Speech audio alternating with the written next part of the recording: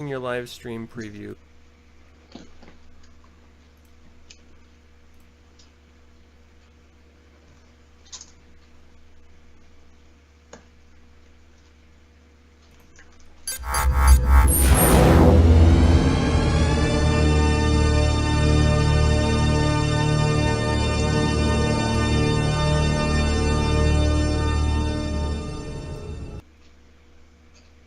Hi. Hey, we're here. Welcome, everybody, to the Infernal Brotherhood of the Scruffy Looking Nerf Herders. This is a live streaming YouTube vidcast about Star Wars and pop culture, made for Star Wars fans by Star Wars fans. And Adam, do you know what time it is? It's 7 p.m. Well, actually, it's 6:59, but it's time for another HoloNet news. Woo, woo, woo! Yeah. I was gonna have music. I should have put on some music. It would have been weird if we had music. Yeah, come on, let's not attempt production value. HoloNet news. What? Yeah. I'm excited, man. This is Me too. These are we don't have to do so much preparation, and the likelihood of Disney pulling down the videos is very minimal. So it's gonna happen. I'm gonna say something stupid. They're gonna get pissed off and pull it. I think that might be what it is. It's not the videos. They're just like, fuck, I don't want to hear that guy. Yeah, they just have us on like trigger, like they're Probably. ready just to flip a switch. They're like, oh shit, they're on again. Let's friggin' block them as soon as they come on. Which is weird because I see other Star Wars podcasts and they don't have that problem. So I would like to know why ours is so special. It's Adam. Nice I mean, it's probably me. It's probably a combination of us. You know what we should do? What's that? We should do. Remember that video, that lip sync video we did? We should do one to Weird Al Yankovic doing the prequel song. Yes. See that? That would be. We'll awesome. put a pin in that. Yeah. Okay. Definitely put a pin We're in gonna that. do I like that idea. So welcome everyone to HoloNet News. We are the Infernal Brotherhood of the Scruffy Looking Nerf Herders again. In case you just started joining us. Just forgot. No, I didn't pull any images. I didn't pull any video. I'm doing an extreme reaction to our constant banning of episodes. Yeah. So that people can actually watch it, and then we'll decide whether or not we want to start ramping up little bits from here and there, showing like little images and stuff. Because I made all these different frames, these sort of scenes that you're looking at right now on screen, where the poster size images are really small and really big, and we get banned for the big ones, so maybe we'll just go back to the small ones next episode when we're talking about Solo! Yeah. Oh my god. Dude. Well, Those fucking trailers, man. Before we get into this, I want to talk about that. Before we get into that, can we talk a little bit about what today is? It's Sunday. And? It's Mother's Day. It's Mother's Day. And I'm in trouble because I forgot to get my wife a card. But stupid women. Do you treat it any differently because it's an animal mom? Or do you treat Well, she takes care of me, so she's my mom, I guess. That's a weird relationship. No, mine's dead. My mom can't take care of me, so she has to take way over. To fucking bring it down. Jeez. I told you not Yeah, to well, talk no. about me. Usually I do get cards. God, Mom, your head's so small. What the fuck? How'd you get into Salt Lake? I saw you in Payson earlier. Yeah, no, usually I get her cards for the dogs and the cats, and then I'll spend an entire day trying to wrangle up my 8 animals.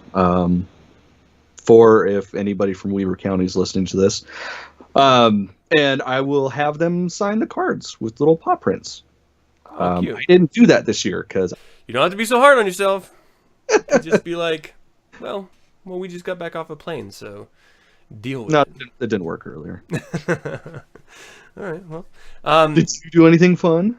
No. I did. Okay. So I have a personal life goal of every weekend getting into the mountains in some way. Well, not necessarily the mountains, but just getting out into the wilderness, into the desert, whatever it is. Because today was Mother's Day, I asked my wife what she wanted to do, and she said nothing. So for her, it was fun because she literally did nothing all day, and I made her food and I took care of her. But I didn't get to go outside like my life goals tell me I need to. So I'm feeling really cramped up into this tiny. I'm in a box. I'm in a box. You know. So you know what you do for Father's Day then? What's that? Fucking drag everyone out. Just everybody. Like the biggest hike you can possibly think of. We're doing the 12-mile one. Yeah. They're just crying the whole time. I hate you, Dad. I hate you. I mean, they already complain about it, so I don't know. Maybe I'm the only one. Maybe I should just stop trying as a family, and I'll just go off on my own. Or invite your friends. You know. Or I could invite my friends. I've invited you twice, and you haven't come once. So it's because you invite me the day of. So drop your plans and come out with me. We can play in the birthday trees. last time, though. What's remember. That? There was a good reason why I didn't go. I don't remember. I think there was. I can't remember what it was either, but yeah, I think there was a good reason. Anyway, I bought into whatever reason you gave me. Yes. But enough about that. So for Mother's Day, do you? Oh fuck, this is rough. Did you have a Mother's Day ritual when she was around that you guys engaged in, or was there? No, not really. I'd always get cards and gift cards and not be a shit son. Yeah. You're such a I just call her my mom. Well, my mom lived close by, and I had to see her. Yeah. I also we would have family dinner every week, like once a week. So that's cool. I would see her constantly anyway, so it wasn't a big... I couldn't do that with my family. I would go insane. Oh no. Fair enough. You have a much cooler family than I do, but yeah. So I just called my mom and talked to her for like 20 minutes. That was Happy Mother, which is weird because I actually crafted this social media post that was a little bit more emotionally resonant than the phone call, but she'll never see that. Say, that was pretty sweet. Yeah. So I would imagine at least 30-40 minute phone call, but whatever. No. As usual, I am underperforming in every aspect of my life. It's a curse. Well, it's your mom. She should be used to it by now. It's true. I would hope so. I'm over 40, so she better be used to it by now. Okay, so as far as Star Wars goes, is there like a Star Wars mother? Like you made a note here, and I'm trying to understand it. To be fair, I was also drunk when I was writing that, and my wife kept saying, "Talk about mothers because it's Mother's Day in Star Wars." And it's like, but there was Padme. Oh, that's a good one. Yeah. I mean, Beru. Abusive relationship. I mean, it was died in childbirth. Yeah. Great Mother's Day story. Yeah, it's like she died immediately. So that Beru was worse because she was a slave her whole life. Then her child was taken away from her. Then she was. Oh wait, no, I'm sorry. I'm talking. Sorry. His Aunt Beru was a slave? I was talking about his mom, Shmi, sorry. Yeah, I got the obscure names mixed up. Aunt Beru, yeah, until she was burned alive. She had a pretty good life. But she was also really good. That was an option. She chose to do that shit. Fucking idiot. Whatever. Oh, man. Yeah, not a lot of really, like, happy mothers. No, I mean, unless you delve into the books and stuff. Like Leia is a mom, but she got the shaft. Yeah. There's just no good mothers.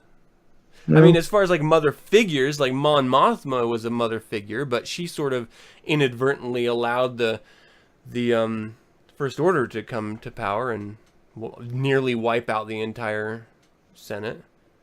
Spoiler, Adam. You're supposed to say spoiler before you say stuff like that. I didn't. Spoiler alert. Oh. Sorry, people.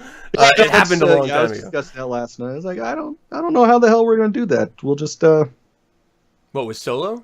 No, not Solo. With discussing mothers, because it's Mother's Day. Right. Yeah, but there were some. Everybody died. It was very Disney-esque before it was even bought by Disney. Mm-hmm. So it's very true. Anyway, love you, Mom. Dead people. Love you, Star Wars moms. Yes. Well, I mean, I can say my wife. She's great. She likes Star Wars, not as much as me, but a little. That's probably for the better. That's true. It would be. You guys probably would have never met. You'd still both be living in your parents' basement. I only barely got out. Same here. That's my wife. That's the only reason why I left. So I am not talking shit by any means. Nice.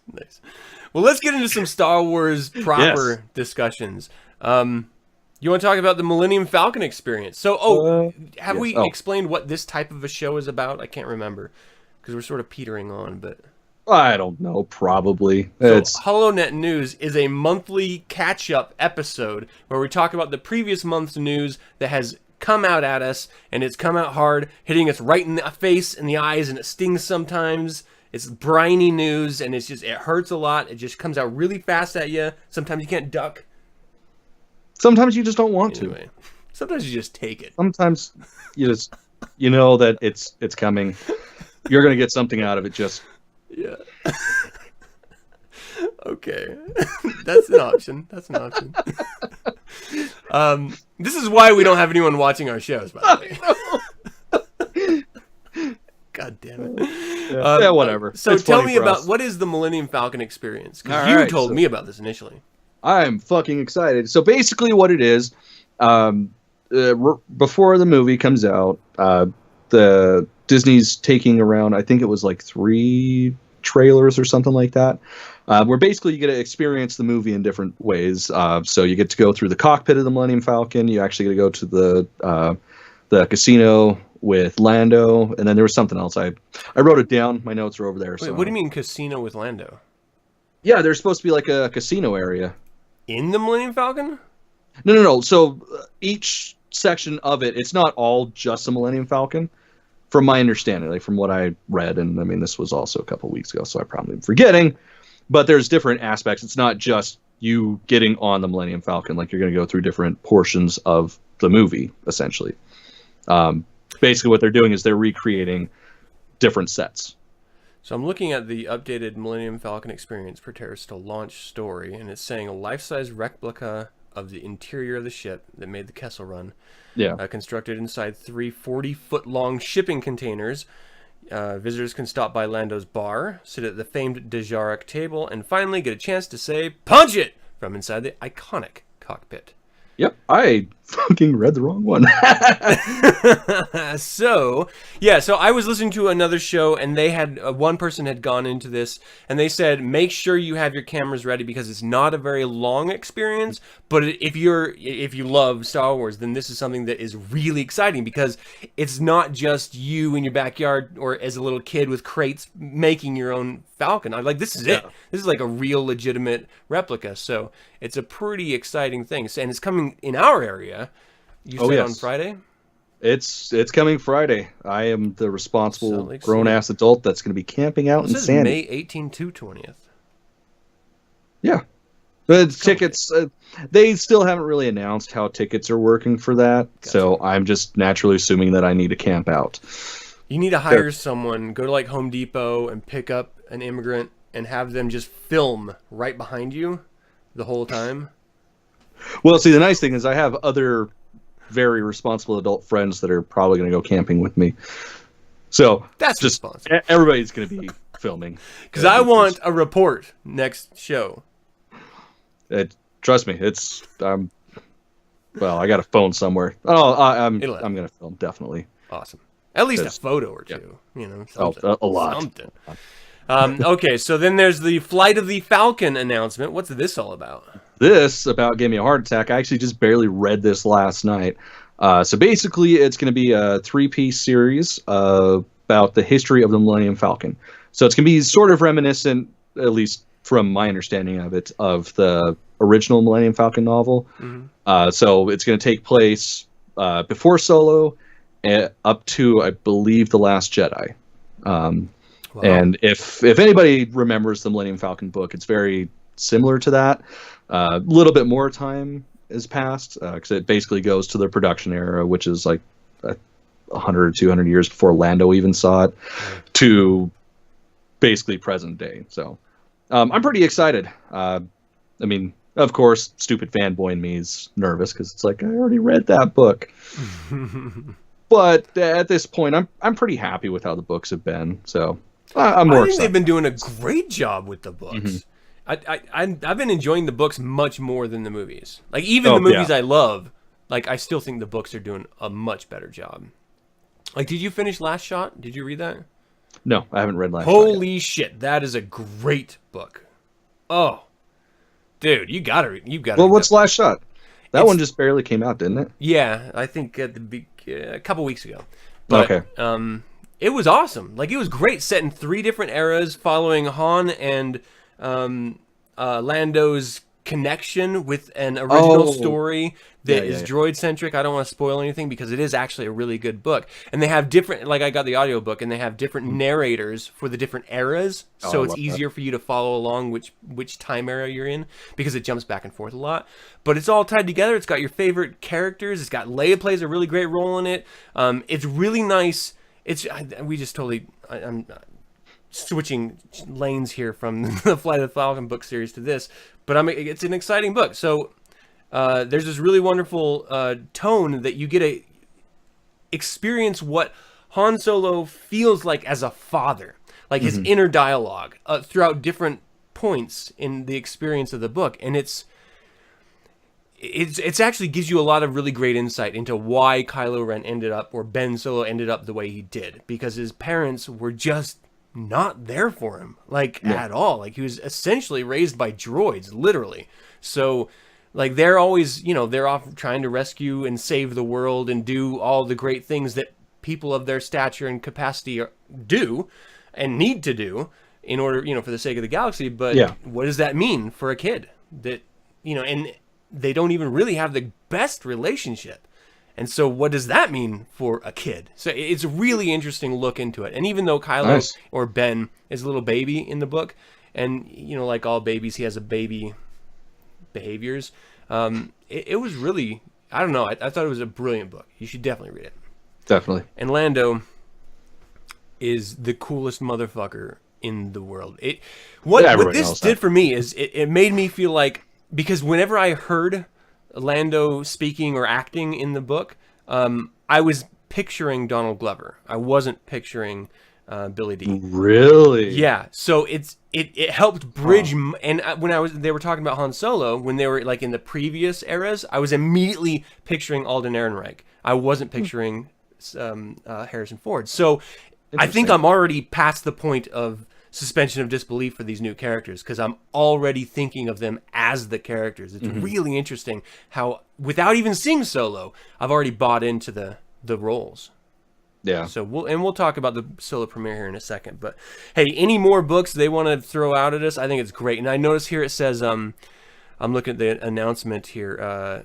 Among the other stories will be an installment from the new Star Wars Choose Your Destiny line.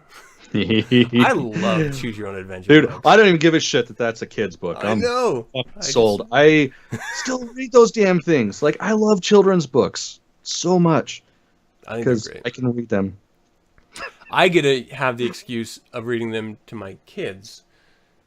You just have to own it. Oh, no, I can totally read them to my kids. That's true. They just are animals. I don't care. Damn it. Not quite the same, but that's okay. All right, so yeah, this is what I don't understand, is that historically, Star Wars has always done an amazing job with their novels. Like, always. Back in the day and now. They're just killing it. Yeah, I mean, there would be some one-offs that weren't the best, but... Right. No, grand scheme of things, that's they fair. did a good job. That's absolutely fair. But there's always a continuity. Mm-hmm. And, what's happened makes sense where you go from there, and it makes sense where you go from there. Marvel does this with their movies. Wonderful continuity. They look down ahead and they say, this is where we got to go. These are the movies we have to get us there. These are the plot points we have to hit to get there. Why can't Star Wars do that with their movies? Like, they're doing it with the novels. They're doing it with the cartoons. Why can't they do it with the movies? Like, just follow that simple structure that Marvel is killing it with. Yeah. Ugh. Yeah, I don't understand it myself. So I don't play Battlefront. Do you want to talk about this? Oh, yeah, it's just a quick little note. So, season 2 of Battlefront. I'm looking at Yeah, this, exactly. Exactly. So season 2 of Battlefront just barely got released. There's still some solo stuff that's coming out. I believe June 6th is when it's coming out. But for now, basically we are getting new maps, new skins for characters. Pretty much what they're doing is they're covering the Return of the Jedi era. Yeah, it's fucking. You got Bausch Leia. You've got Skiff-Guard Lando. I mean, it's He just looks so cool. He looks amazing. Yeah, so I'm pretty stoked about it. And looking at that announcement, that was actually the first time I had heard that they were going to do anything for Solo, the movie. Like they're going to do skins for that. Oh, cool. There's going to be a new play mode. I believe it's coming out with the Solo expansion, not this expansion, where basically it's heroes fighting heroes, which we sort of have, but this is a different makeup, I guess. Well, it's just like you have to unlock your hero, right, during the game? Yes. Yeah, some of them you have, some of them you don't. Skins you do have to unlock or buy. It's the wonderful thing about spending $80 on a video game. You spend another $80 on it to play the fucking video game. But you do it because Skiff-Guard Lando. I mean, come on. Pretty awesome. And that's Jabba's Palace as one of the maps. Jabba's Palace. I mean, holy shit. I want to go down to the Rancor pit so bad. I'm pretty stoked. Like with games like this, I usually lose interest after a little bit because it's online gaming. I'm not a multiplayer gamer. So I'll play for a little bit, then I lose interest. This is actually going to make me pick it back up. I'm pretty stoked. Do you think there'll be a Rancor down there? I fucking hope so. Like Do at they least have in big the back. animals in like the other stuff, the other parts? No. I mean, you'll get little critters here and there, but nothing ever big. I'm trying to remember if there's any dewbacks in the Mos Eisley. Oh, dude. I don't remember. Oh, gosh. If there's a Rancor down there, I'm going to buy this to play it. Probably should anyways. Oh, my gosh. I'm like you, though. I'm not a multiplayer gamer. I mean, I'm not even really a gamer, to be fair. I don't like getting my ass handed to me by 12-year-old kids and then being called homophobic, derogatory names. Pussy. It's like I'm sorry that I know what vagina feels like. And I have to damn me. At least that's the excuse that I use. Well, it's interesting because they are really taking this as like a platform game now, right? Oh, like, yeah. Battlefront 2 is the platform, and then they're just sort of tacking on expansions and stuff off of that. Basically, what they're doing with this is they're doing what everybody fucking told them to do with the first one. Yeah. We're getting story modes, we're getting massive expansions, and they're not just like, okay, here's a revamped map with different color on it. No, like we're getting new maps, different eras, different skins, different play modes, and That's cool. Tacking on like little extra stories. It's like, I don't care if it's only 5, 10, 15, 20 minutes to beat it.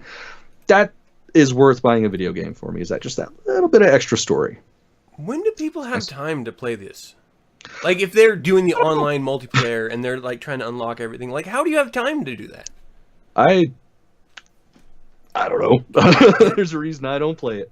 I mean, every now and then it's like, all right, weather shit. I can't do shit in the yard. My car's a piece of shit. I don't want to work on it today. Or just, I'm sick. I'll spend like 2-3 hours playing it until I'm like, I suck at this. Moving on. Yeah. Yeah, I wish I had the time to do it. I don't know. Stoked. I'd like to get into it if I could. All right, so what's this best Star Wars viewing order? Oh, so this was just an article I saw. It made me giggle and thought, we haven't discussed it, so let's discuss it. So it was an article on StarWars.com called From a Certain Point of View. Mm-hmm. And basically it was a couple of the writers from the website discussing the best order in which to view the movies to get the best story out of it. And I just thought it'd be interesting because I haven't heard your take on it. This is interesting because I like the release order. I like that you have this really isolated original trilogy that is a complete journey for Luke.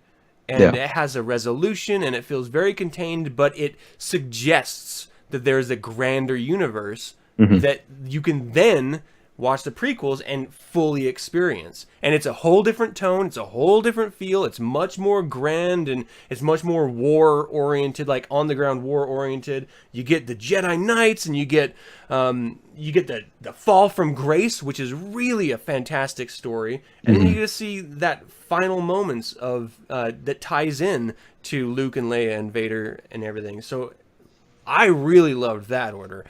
And then, if you want to toss in Rogue One in order to bridge the two, I think that's a fun exploration. But to think of it in terms of trilogies, so that you get that complete feel, you know, and you're not trying to squish it all together as one singular narrative, because then it gets messy. You know, the tones are different. There's information that changes, especially if you start with the prequels. The idea of the Force changes. Oh yeah. As when you get to the original trilogy. So, and then when you jump to the new trilogy, that is 2 out of 3 out. Yeah, you know, it's just I don't know. It would be weird for me to see it that way.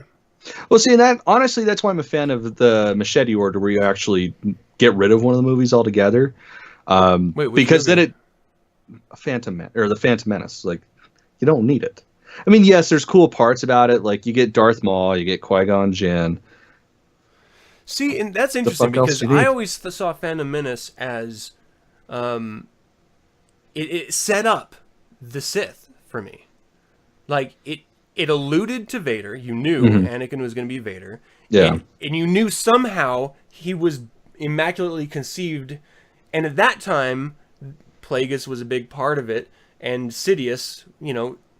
So I felt like it was setting up the threat of the Sith and the machinations behind the political galactic scene.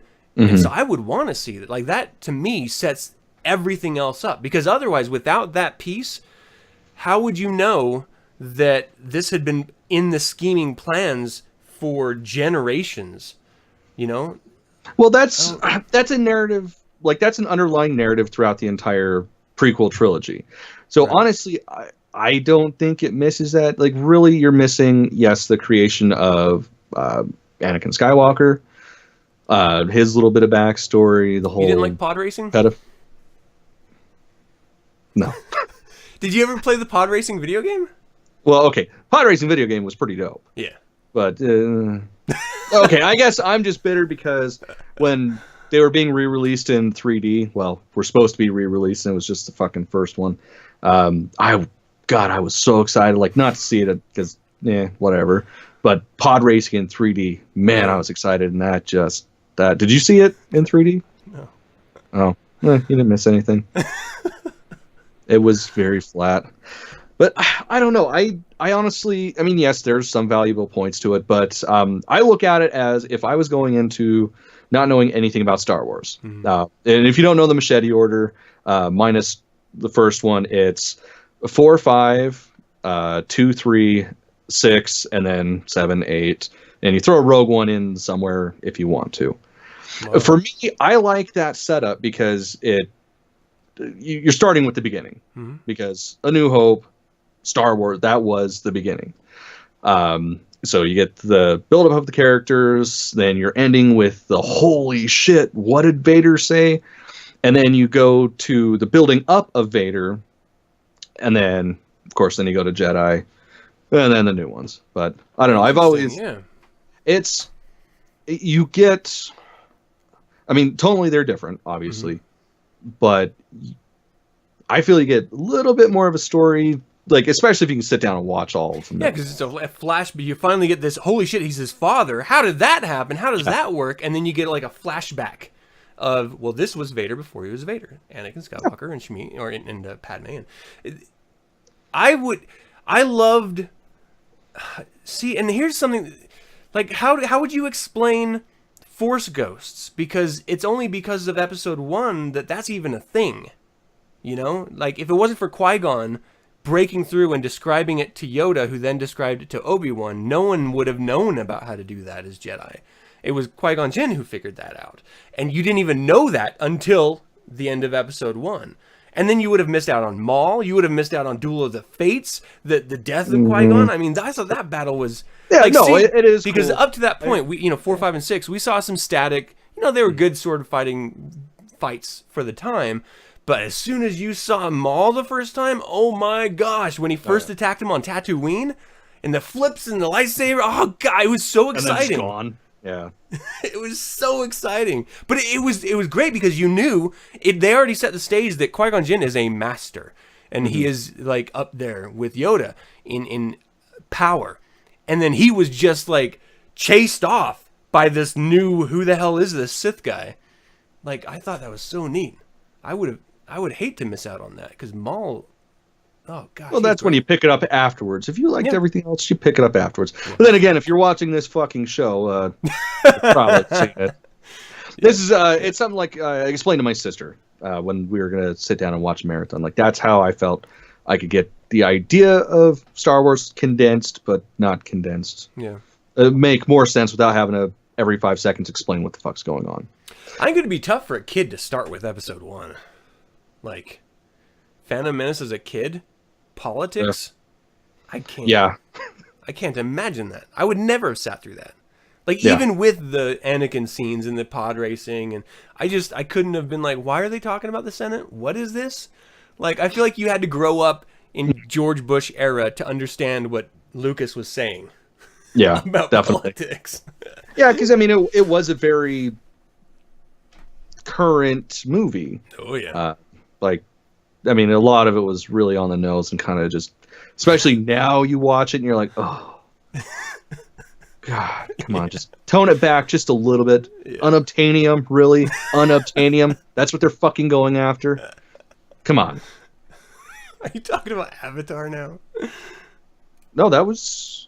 Unobtainium? That was a part of Phantom Menace. No, dude. Wasn't it? Fuck, never mind, I'm mixing shit. Whatever. Anyway. Menace, fuck it. I don't even know what a Star Wars is. Let's talk about Solo then. Yeah. Because we know who Han Solo is. Do we? Did you see the clip where so this is on YouTube, everyone, so I'm not spoiling anything. But there's this really great clip of Han Solo sitting down with Lando Calrissian at the gaming table at the sabacc table, and Lando asks him what his name is. He says Han, and then he calls him Han, and he's like, "It's actually Han, but that's okay." Like seeing that first back and forth of why he called him Han, because he's just like rubbing him the wrong way. He's fucking with his head. It was great. I just love that so much. I cannot wait for this movie. Are you excited for it? Oh, fuck yeah. I already got my tickets. What about you? No, I don't. I always get in there like the day after, like a Friday night. I'm not worried about it. But, like,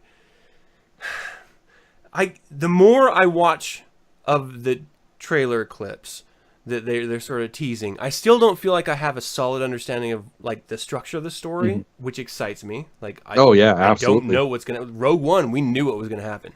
You knew they were going after the plans and they were going to die.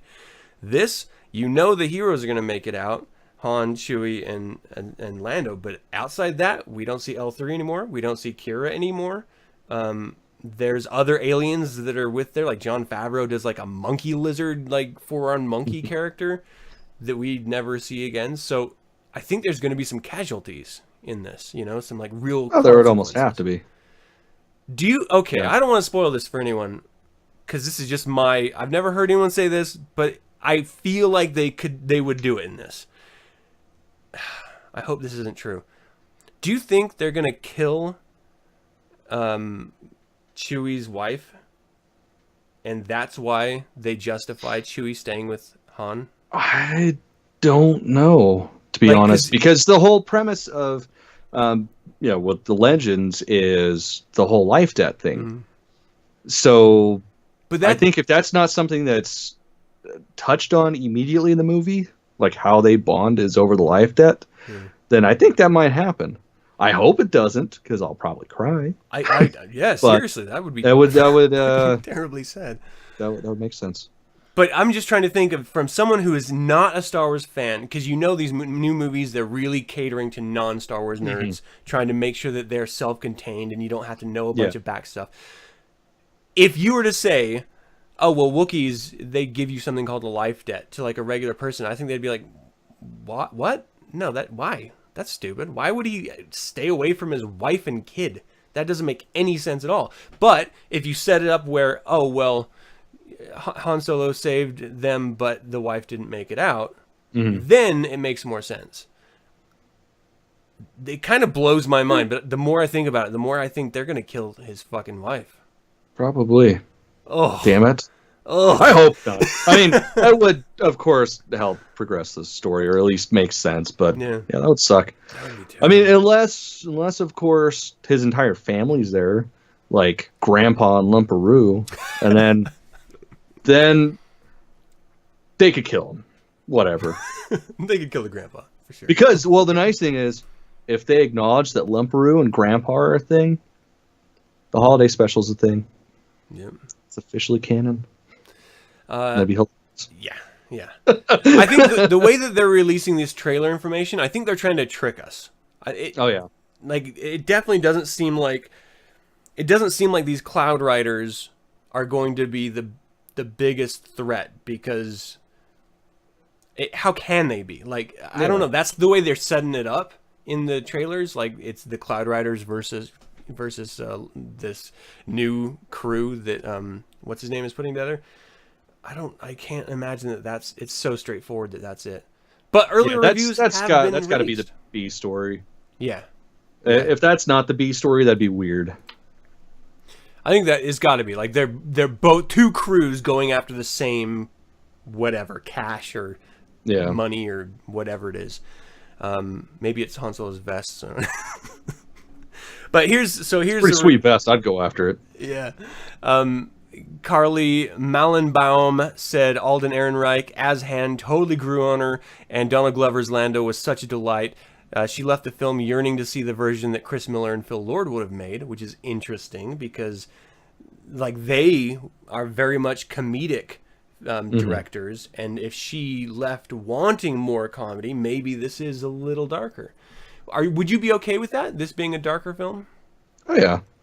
Well, I mean, it would kind of go in tune with like Rogue One, like these standalones. Yeah. Like Rogue One was a dark fucking movie. There were funny parts, but it was dark as hell. But that's what I want. This is like Scum and Villainy. This is exactly. This is a fucking pirate movie. Yeah. I mean, it should be dark. I hope. I mean, of course, there's got to be the humor because it's Han fucking Solo, but whatever. Yeah. Well, Rotten Tomatoes editor Joel Meares says, "Wow, just came out a Solo Star Wars story and can confirm it's kind of a blast. Donald Glover was perfect as expected, but Alden Ehrenreich has swagger to match and spare. So it sounds like he did a great job." Oh gosh, I was so worried about this film 3 months ago, and now I'm just chomping at the bit. Oh yeah, this is crazy. I'm dying for it.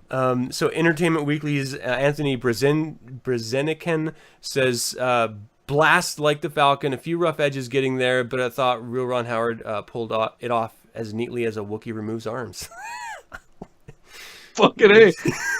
That's what they're gonna stamp on the posters. Yeah, great metaphor.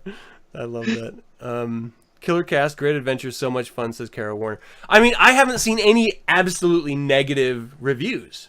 And these aren't official reviews. These were initial reaction tweets based off the premiere that happened last Friday. But like everyone thought it was a good movie, and I can't imagine Ron Howard not putting out a good movie. And Lawrence Kasdan cannot write a bad movie. He's just done too much good work. He almost he defined Han Solo as a writer. So, like, I'm stoked. I can't wait. I'm super excited. What are some of the most tantalizing thoughts about this film for you? Like, what are you most excited about? I'm a fucking costume nerd. I just can't wait to see those new costumes huge as hell. Like, especially the range trooper, like that. I have got a wicked hard on that costume. I want to build that so bad. So being able to see like the details of it, that'll be cool. Yeah. But it's probably a buddy adventure that's dark. I mean, it's Han Solo. I want to see Solo be traditional Solo, which is stupid, lucky as shit. Yeah. Like, does insane things, but just somehow works because he's Han. Because of course it will work for him. And I really want to see that game where he wins the Millennium Falcon. God, if that's not how it ends, I'm gonna be surprised. Like, that just I seems don't like that's want how it that should to be. be like the ending scene. Do you think that would be it, where it's just like winning, and then he looks at Lando, and Lando's just like, motherfucker, and then close? That would be perfect, especially because there's gonna be this huge fucking Imperial blockade and blah blah blah. We've got the Star Destroyers. It's gonna be battle with the other clan, and then just the end of the movie, flip switch, card switch. And it'd be a great cathartic moment. Yeah. Oh yeah. It'd just be a fun ending. I mean, it just sounds like it's just going to be a fun. The trailers that I'm seeing for this film make me think of Willow, which is the most exciting What?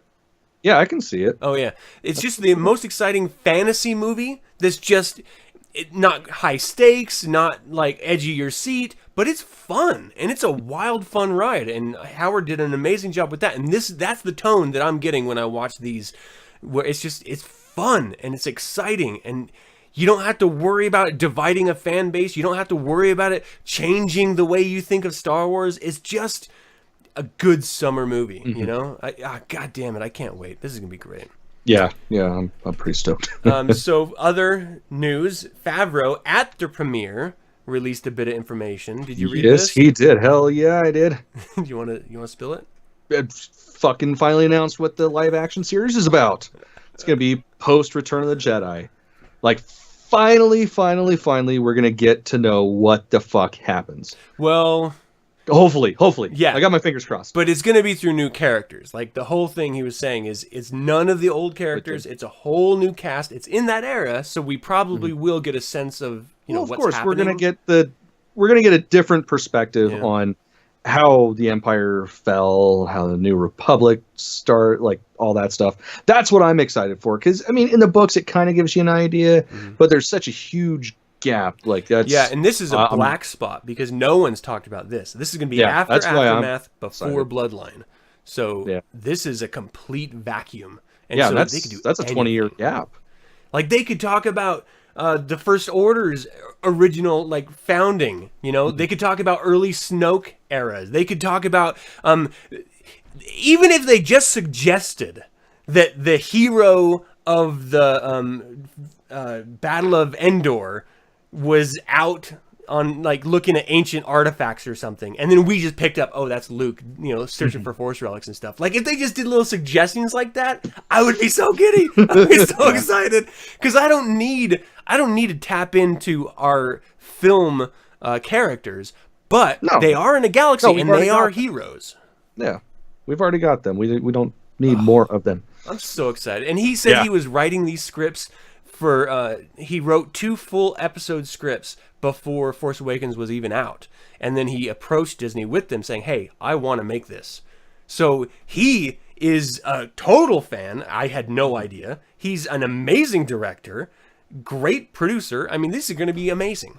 I'm so excited for them. And he said they were going to be using the technology that they did in the Jungle Book, so there's got to be some great aliens. I would imagine. If not the primary cast of just aliens, which is kind of an exciting idea. You don't have white guys leading, driving the story. Oh, you're one token black guy over there. What if they just did like a Thrawn thing where it was just the Chiss Ascendancy? Like, that's where they focused. I could die happy. Then they could lead into, this is the Outer Rim, and these are the politics, and then they could lead into hinting about Snoke and hinting about the First Order without being overt, and dealing with their own problem. What if they brought in the Yuzon Vong with the Chiss Ascendancy?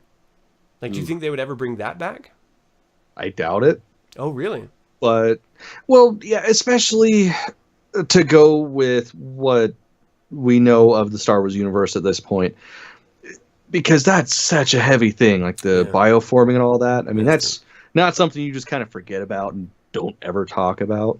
But I guess it's also all that shit's out the window, so it really doesn't matter. That'd be great. I would love even just little nods of the hat, or tips of the hat, to things that happen in the books. Like, every time they do stuff like that, my heart goes, oh. Yeah, it was worth it. Is there anything Exactly. you don't want to see? Like, just flat out, please do not do this. No, not really. This sounds horrible, and it is, I guess, but I just really don't have any expectations anymore for anything Star Wars related. I mean, I get excited. I'm gonna buy it all up because I'm a junkie, but I nothing. I don't know. I guess nothing would surprise me, Yeah. and whatever it is, I'm gonna be happy with it anyways. Just because it's either I get to have that or there's no Star Wars. Yeah, that's true. What about you? Because it's got to be a loaded question for you. Well, no, it was really an on-the-fly thought. Oh, okay. I don't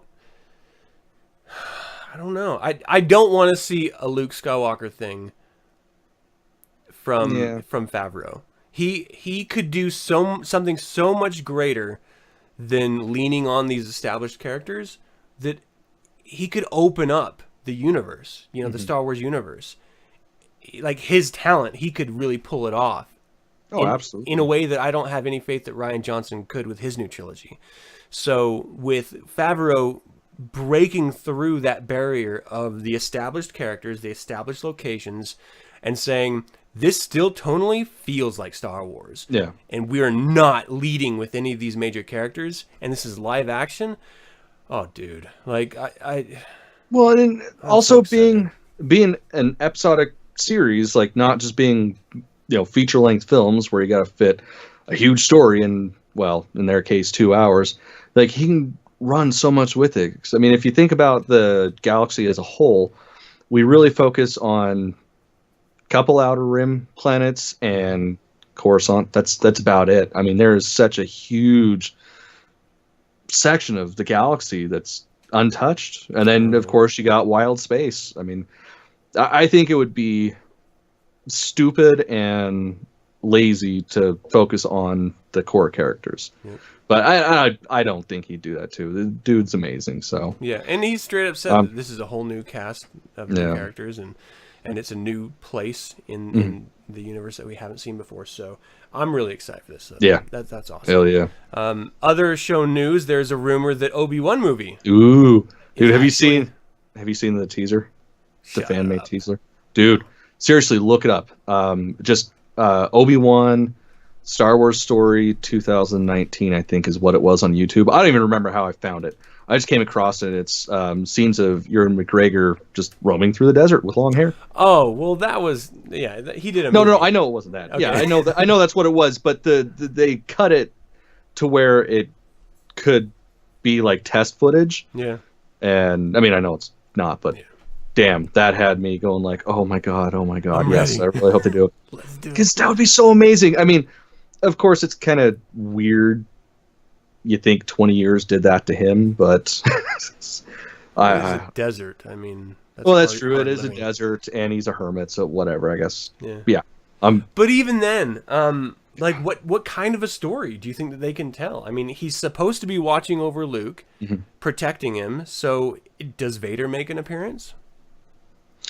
I don't think that would make too much sense. Well, What if it's just to find Obi-Wan again? He's not hunting Luke; he's hunting Obi-Wan. true. And then actually Obi-Wan still, senses him, and he's like, "I've got to lead him away." yeah. Oh, It'd be dude, interesting I'm to just see what they do with them. yeah. Well, I mean, 'cause how do you make you're this a right. fully contained story? Yeah. Like, you've read from a certain point of view, right? Yeah. Yeah. Like, even just those little tidbits of him pre A New Hope. Like, they could very easily expand on those stories. Yeah.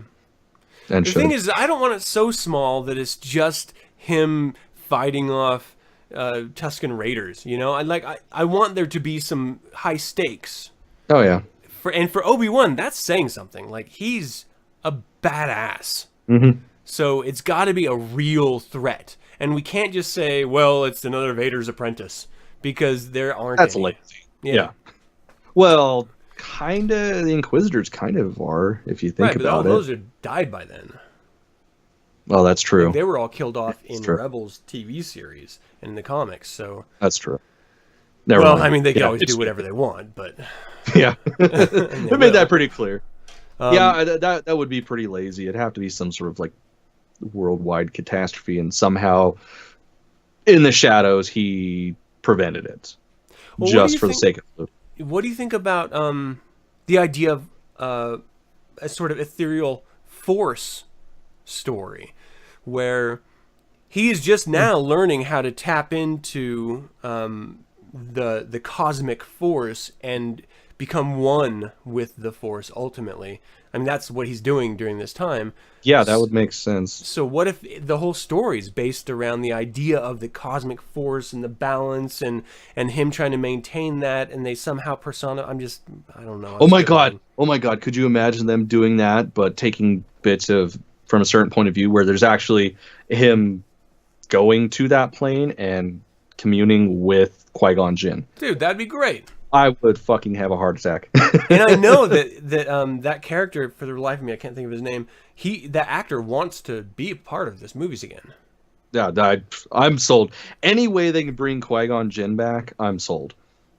That would be I interesting. don't care how stupid it is. Yeah. That'd just be awesome. But the thing is, they don't have to make it stupid because they have the talent. Oh, of course. Like, they've got to. Oh, goddamn! I want this movie to be so.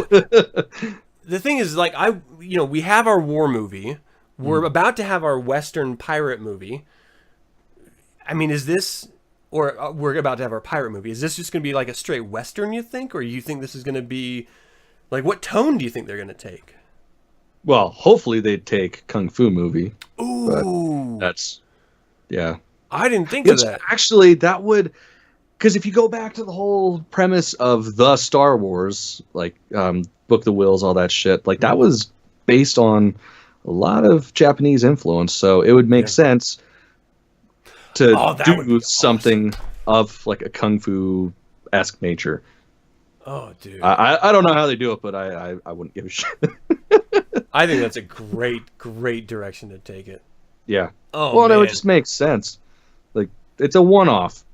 Fucking stretch your brain. Do something none of us expect. Okay, so along that vein, I want to play with this idea because I love it so much. What if, because you know how the spoiler alert for the end of Maul, when Darth Maul and the rebels comes and meets Obi-Wan, and they just have that one samurai standoff, single strike, ends it all. What if they take that style of an approach, because they've already set it up as a precedent for Obi-Wan in this era, where he doesn't pull out his lightsaber at all unless it's a quick lopping off an arm, like, like in God, I love that. Cantina. So it's not like him, being all fucking fancy free with his lightsaber. I mean, he's trying to keep a low profile, so he's doing everything in every other way. I mean, it would be interesting to see him in a much more kung fu style. Oh yeah, and it's really not a stretch, especially with like just that final showdown with them, because it was something he didn't want to do. Interesting. It's just it was necessary. Like oh man, yeah. Now the first time I even thought of this, and now my brain's going crazy. Yeah. It's a kung fu movie. I love it so much. Okay, and so I guess we're on TV news at this point. We're jumping back to TV news. Star Wars Resistance was just announced. So in Star Wars Rebels Season 3, we got a new director. Oh my gosh. Yeah, I can't believe I blanked out his damn name. He did such a great job. Anyway, the producer of that, which will come to me as I'm looking through here, Dave Filoni, he traveled somewhere to work on some other project, and then he came back for season 4. So that year was him setting up this animation style and story and tone so that they could then jump into it now. And it's going to be at the end of this year that's coming out, and it's going to be Japanese anime inspired, which doesn't mean it's going to be anime, but it's going to have those feels. And it's a whole new cast. The actors who are doing the voices are primarily comedic actors. What do you think about this? And is BB-8 leading it, it looks like? I'm pretty stoked, especially, I mean, as much as I loved Clone Wars and Rebels, the whole CG thing, it just, I don't know, kind of bores me sometimes. I don't know how to explain it, so I'm just not even going to try. But I like the idea of a new type of animation, because I'm all for cartoons. I fucking love cartoons. Yeah. But it is nice to have something new. So I'm pretty stoked to see how that turns out. I like the idea of having a different visual tone for each series so that it does feel like its own entity and not just a continuation. I'm not really excited about the story premise. Yeah, but they're also not really giving us much. They're not giving us much. Well, okay, which they shouldn't. Yeah, here's what they said. Here's the setup. Star Wars Resistance, an exciting new animated adventure series about Kazuda Xiono, a young pilot recruited by the Resistance and tasked with a top-secret mission to spy on the growing threat of the First Order. So it'll be an episodic thing of him going and, discovering and reporting back, and I'm sure he'll be captured at some point, and it's going to have, some of the... It's going to have Phasma. She's coming in it with Crystal and Gwendy. I think they said her voice is going to be in here. Which is funny because the actual voice of Phasma wasn't originally Gwendolyn Christie. Oh, really? Yeah. It was a voice actress by the name of Venus Blue. Oh, well, the more you know. But I mean, it's got Poe Dameron, the actual actor behind him. I actually can't remember. I'm the worst. I can't remember anything. Isaac. Yeah, him. That's him. Right there. But I'm kind of. This is going to be one of those where I'm doing an episode by episode review, like reaction review for this channel, because I'm interested in coming into something brand new in an era that needs exploration. Yes. That they have to hit on.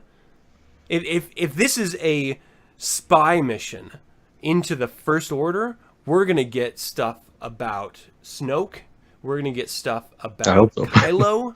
We're gonna get stuff about the Knights of Ren. Maybe the first apprentice that Snoke had that they talked about in the complete guide to The Last Jedi. There's a lot of information that they could touch on without having it featured that would make me feel a lot better about The Last Jedi. Oh, yeah. I don't know. Yeah, fingers crossed. I don't understand. If BB-8 is, the main droid, then Poe has to be around, right? Or does Poe inherit BB-8 from this other Resistance fighter? How do you think? Well, that might be what gets explained. Yeah. How their relationship ends up. That'll be interesting.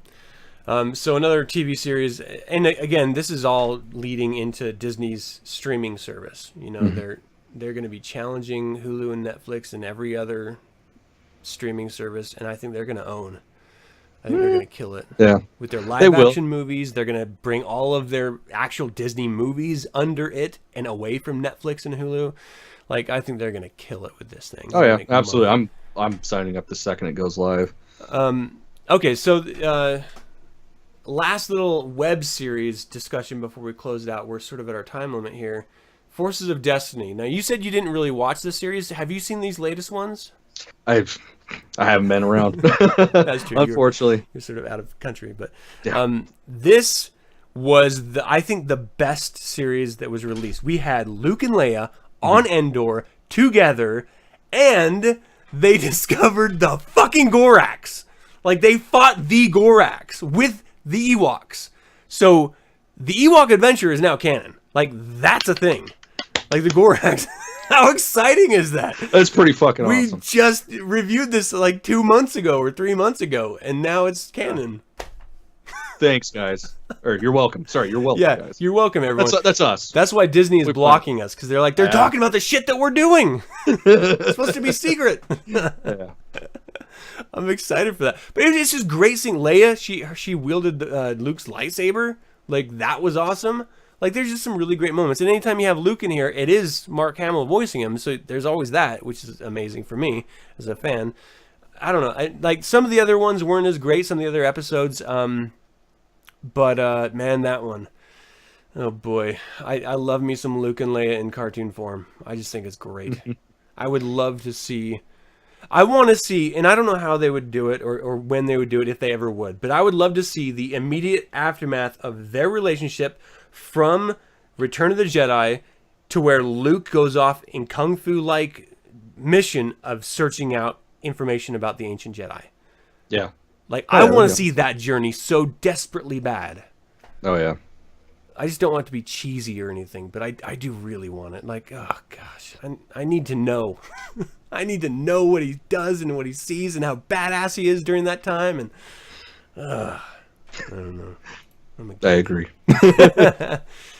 All right. Well, this is a lot. I love doing these, man. Yeah, it's This fun. is great. You're all, yeah, I could go without it. You know, it'd be better if it wasn't with you, but I'll take that. I'm gonna cry. You're gonna make me cry. No, I love it. So these HoloNet news episodes, again, we're just talking about stuff that's already happened. So we're not going into breaking down anything really, other than just reporting and giving you our opinions. But at the end of every month, we do have a regular show that is focused on breaking down either a character or a film or an event or an idea, and we always really go into heavy detail on those. So if you don't really like these catch-up type shows, tune in for those other end of the month shows because they are going to be really great. And this one is going to be about Solo. It's coming at the end of the month. And I'm telling you, we're going to do some spoilers. So don't listen if you haven't seen it, but you better see it. To be fair, you've had pretty much a week to see it by the time that episode airs. It's going to be awesome. And we're going to have our reaction videos, right? We're going to do those. Oh, hell yeah. Oh, gosh. Yeah. It's going to be absolutely good times. All right. Thank you all for tuning in. Make sure you subscribe to this YouTube channel and click that little bell icon so you can get notified every time we have a new show going live. And if you want to watch the show live, you can actually interact with us, and we will, I promise, interact with you right back. Yeah, we will. Please, someone. Someone watch us, damn it. Be sure to let us know what you think about the content of this episode or the show in general in the comments below. And you can always support the show by clicking that like button and sharing the video. So until the Infernal... Are we forgetting something there, Adam? Oh, fuck. What is it? You can submit videos to be a Scruffy Looking Nerf Herder. How do they do that? Well, Adam, it's funny you should ask. All you gotta do is take a video of you saying, I'm so-and-so and I'm a Scruffy Looking Nerf Herder, and send it to the infernalbrotherhood@gmail.com. And we'll totally feature it, because that's awesome. Because that's what we do. Yeah, we had a certain droid. That's all I'm going to say about it. We did? But we had man, I can't wait to see this. All right, everyone, until the Infernal Brotherhood convenes again, my fellow Scruffy Looking Nerf Herders, may the Force be with you. No reward is worth this. Nice.